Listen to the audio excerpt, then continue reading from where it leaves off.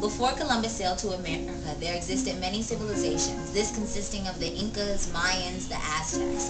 The Mayans lived in Central America or Mesoamerica. The Aztecs, they were populated by 30 million people. The Incas, on the other hand, they had a networking of almost 12,000 roads. They had excellent roads. They had this networking going on. And they also, and their empire was also established during 1400 BC.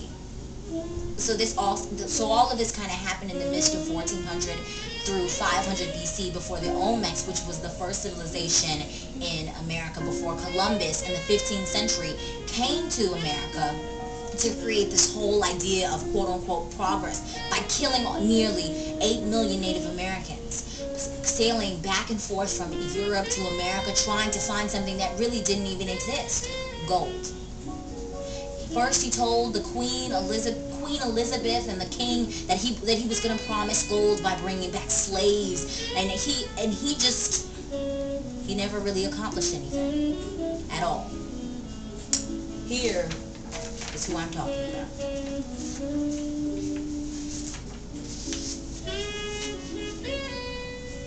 Usually, when people sail to a different island or view any amount of culture from anyone else, they usually see, think, or believe what they really want to believe. He saw that these people were these uncivilized human beings who needed to be tamed down by the use of religion, because they wanted to walk around.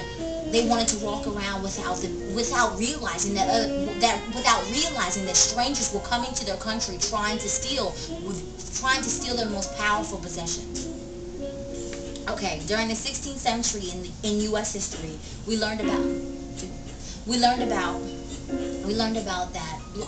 basically learned about how black people weren't slaves. We originated from countries such as Ghana, Mali, Chad, Nigeria, Gambia. The upper volts evoked a deep sense of identification.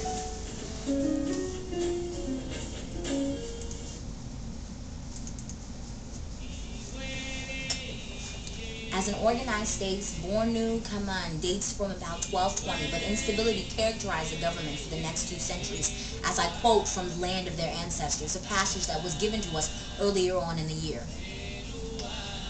Idris Aluma came in, took over, and established established a balanced government, whereas Africans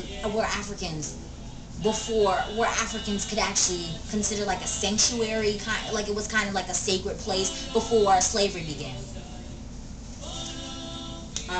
During the 17th century, 1619, an event that completely played into the development of America was the arrival of Africans in Jamestown.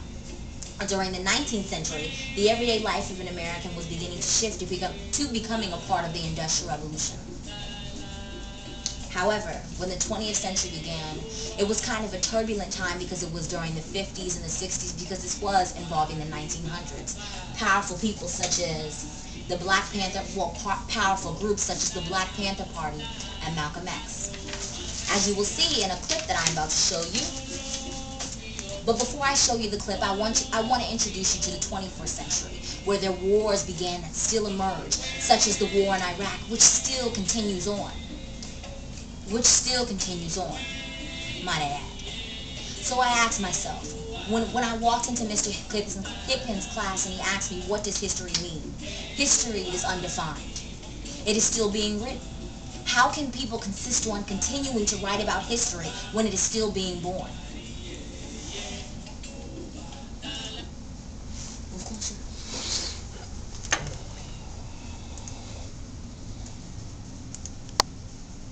My mind.